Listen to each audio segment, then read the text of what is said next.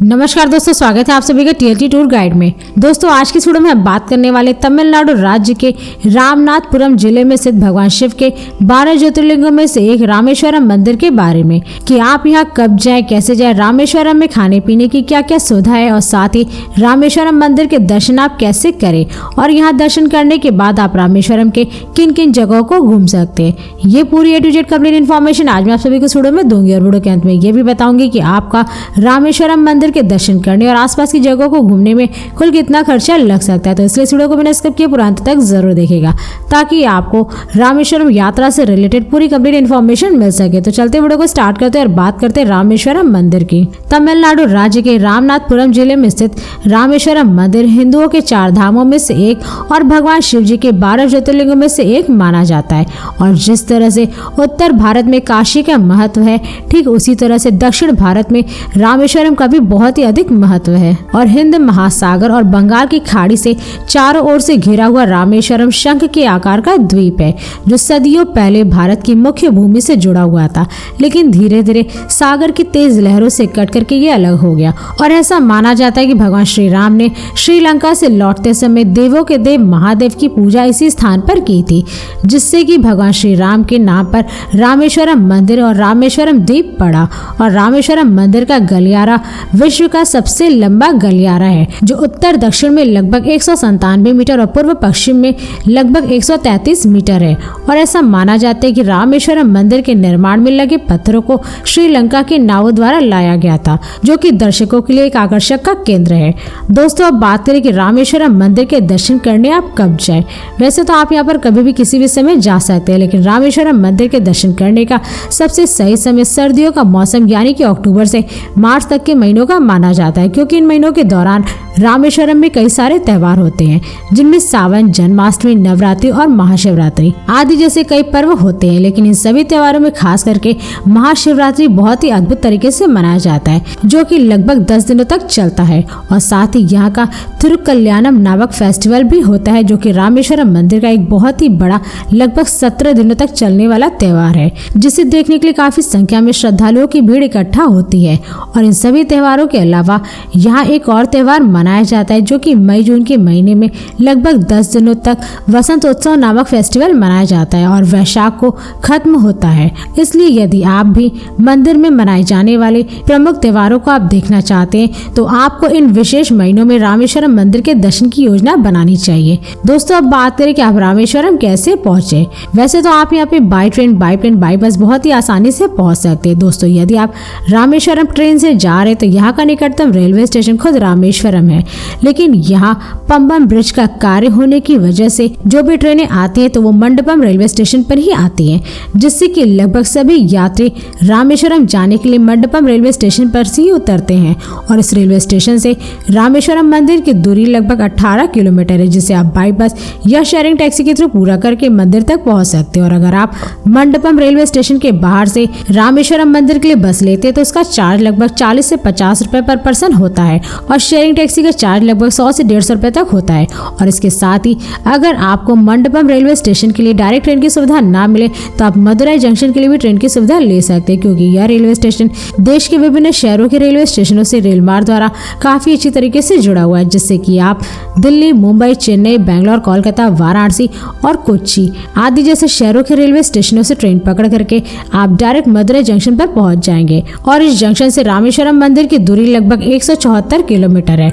और यदि आप रामेश्वरम फ्लाइट से जा रहे तो यहाँ का नजदीकी एयरपोर्ट तमिलनाडु राज्य में स्थित मदुरई इंटरनेशनल एयरपोर्ट है, जो कि देश के विभिन्न शहरों के एयरपोर्टों से एयरलाइंस के द्वारा काफी अच्छी तरीके से जुड़ा हुआ है, जिससे कि आप अमृतसर, वाराणसी, कोच्चि, हैदराबाद, चेन्नई और बैंगलोर आदि जैसे शहरों के एयरपोर्टों से आप फ्लाइट पकड़ करके आप डायरेक्ट मदुरई इंटरनेशनल एयरपोर्ट तक पहुंच जाएंगे। और इस एयरपोर्ट से रामेश्वरम मंदिर की दूरी लगभग 180 किलोमीटर है, जिसे आप बाई बस या रिजर्व टैक्सी के थ्रू पूरा कर सकते हैं। और अगर आप मदुरई एयरपोर्ट के बाहर से रामेश्वरम मंदिर के लिए बस लेते हैं तो इसका चार्ज लगभग 350 से 400 रुपए पर पर्सन होता है और रिजर्व टैक्सी का चार्ज लगभग 2700 से 3000 रुपए तक होता है। और हाँ, यदि आप रामेश्वरम मंदिर बस से जाना चाहते तो इस मंदिर के लिए आपको डायरेक्ट बस दिल्ली, वाराणसी वाराणसी, जयपुर, कोच्चि, चेन्नई, मदुरई और तमिलनाडु के विभिन्न शहरों से बस की सुविधा मिल जाएगी, जिससे कि आप इन शहरों से बस पकड़ करके डायरेक्ट रामेश्वरम मंदिर तक आप पहुंच सकते हैं। इसके अलावा अगर आप रामेश्वरम अपने निजी वाहन, कार या बाइक से जा रहे तो रामेश्वरम मंदिर आप बहुत ही आसानी से अपने निजी वाहन द्वारा पहुंच सकते हैं, क्योंकि तमिलनाडु राज्य की सड़कें देश के विभिन्न शहरों से सड़क मार्ग द्वारा काफी अच्छी तरीके से जुड़ी हुई है। और साथ ही यहाँ की सड़कों पर आपको जगह जगह पर कई सारे private hotel, restaurant, petrol pump आदि जैसे अनेक प्रकार की सारी सुविधाएं देखने को मिल जाएंगी, जिससे कि आप अपने निजी वाहन द्वारा रास्ते में खाते पीते जगह जगह पर हसीन वादियों को देखते हुए मौज मस्ती करते हुए रामेश्वरम मंदिर तक पहुंच सकते हैं। दोस्तों, अब बात करें कि आप रामेश्वरम पहुंचने के बाद अपना स्टे कहाँ बनाएं।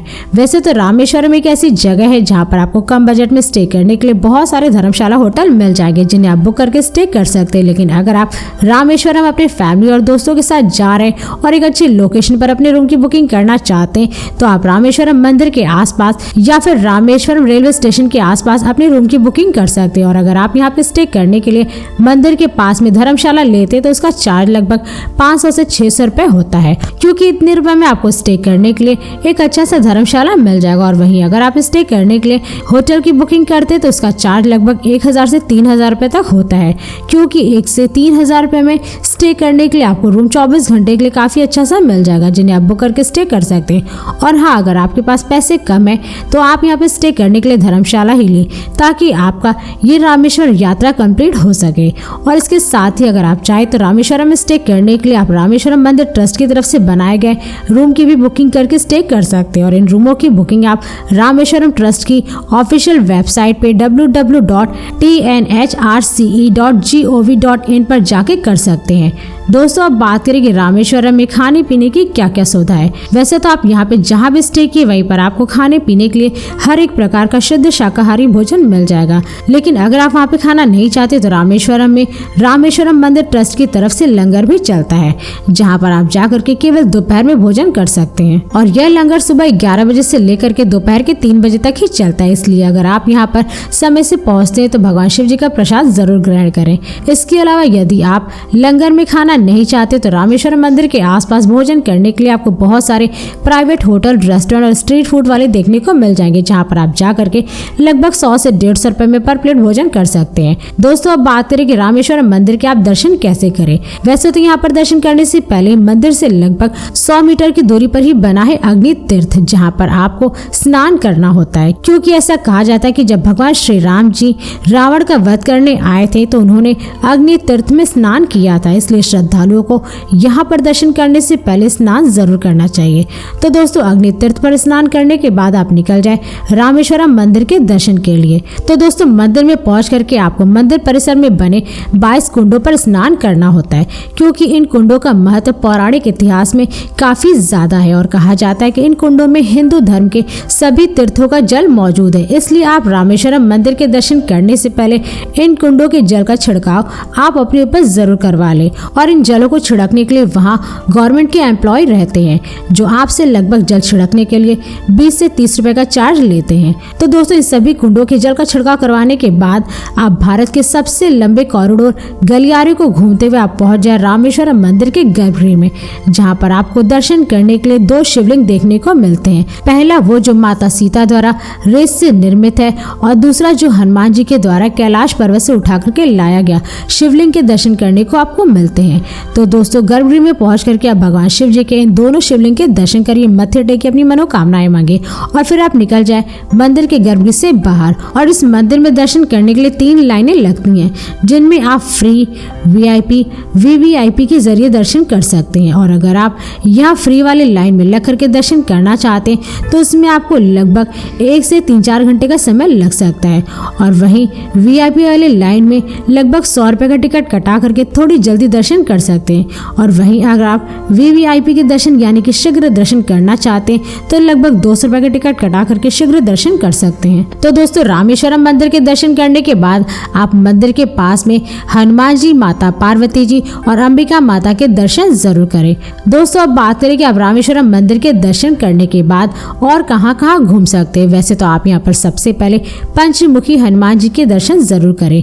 हिंदू धर्म में सबसे सम्मानित देवताओं में से एक यह मंदिर हनुमान जी को समर्पित तमिलनाडु के रामेश्वरम में स्थित एक लोकप्रिय मंदिर है, जहां पर दर्शन करने के लिए श्रद्धालु अधिक से अधिक संख्या में आते हैं। और भगवान हनुमान जी का यह 5 चेहरों वाला एक मूर्ति अलग अलग देवता का प्रतिनिधित्व करता है, जिनमें भगवान नरसिम्हा, आदि, वराह, गरुड़ और हनुमान जी स्वयं है। और साथ ही यह मंदिर अपनी सुंदर वास्तुकला के लिए भी जाना जाता है, जो द्रविड़ और इस्लामिक शैलियों का मिश्रण है। और इसके साथ ही साथ आप यहाँ कोंडारा राम स्वामी मंदिर के भी दर्शन कर सकते हैं। भगवान राम, लक्ष्मण और माता सीता और हनुमान जी की मूर्तियों वाला यह मंदिर रावण के छोटे भाई विभीषण का निवास स्थान माना जाता है, जो श्रद्धालुओं के दर्शन करने के लिए सुबह 6:30 बजे से दोपहर के 12 बजे तक और फिर शाम को 5:30 बजे से 8:30 बजे तक खुला रहता है। और रामेश्वरम के पर्यटन स्थलों में शामिल इस मंदिर के दर्शन आप जरूर करें।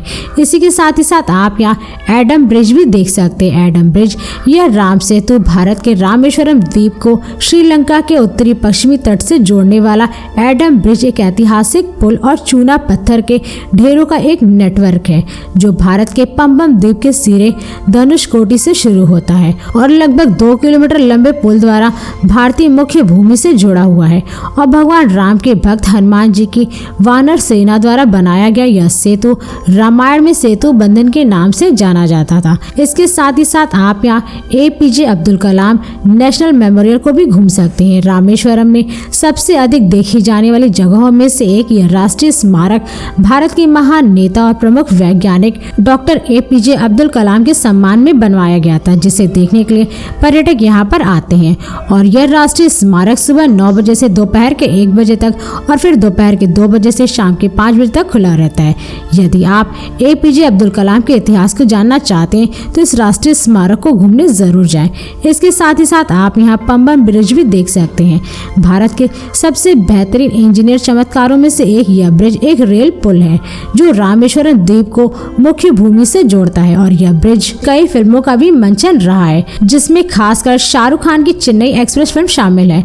और यदि आप रामेश्वरम का एक रोमांचकारी दृश्य और नौकायान का अनुभव लेना चाहते हैं तो पंबन ब्रिज को घूमने जरूर जाएं। दोस्तों, ऐसे और भी कई सारी जगह है रामेश्वरम में जहां पर आप सभी घूम सकते हैं, जैसे हाउस ऑफ कलाम, राम तीर्थ, लक्ष्मण तीर्थम, रामेश्वरम श्रीसोर, वेलुंडी तीर्थम आदि जैसे रामेश्वरम में घूमने की जगह है, जहां पर आप सभी घूमने का भरपूर आनंद ले सकते हैं। दोस्तों, अब बात करें कि रामेश्वरम मंदिर के दर्शन करने और आसपास की जगहों को घूमने में आपको कुल कितना खर्चा लग सकता है। वैसे तो दोस्तों, रामेश्वरम एक ऐसी जगह है जिसको घूमने के लिए आपको कम से कम 2 डे 1 नाइट का ट्रिप प्लान तो जरूर करना चाहिए, क्योंकि इन 2 दिनों में आप रामेश्वरम को काफी अच्छी तरीके से घूम लेंगे। तो दोस्तों, यदि आप रामेश्वरम को घूमने के लिए और दर्शन करने के लिए 2 डे 1 नाइट का ट्रिप प्लान करते तो इसमें आपका कुल खर्चा लगभग 7,000 रुपए पर पर्सन लग सकता है। मगर ये सारे खर्चे आपके ऊपर ही डिपेंड करते हैं, क्योंकि रामेश्वरम में आप कहाँ घूमेंगे, क्या क्या खरीदेंगे, यहाँ पे स्टे करने के लिए आप किस टाइप के रूम की बुकिंग करते हैं, और साथ ही रामेश्वरम आप किस राज्य और शहर से जा रहे हैं, तो ये सारे खर्चे आपके ऊपर ही डिपेंड करते हैं। तो दोस्तों, इस वीडियो को अब यहीं पर समाप्त करते हैं। और यदि ये वीडियो सभी को पसंद आई तो इस वीडियो को लाइक करें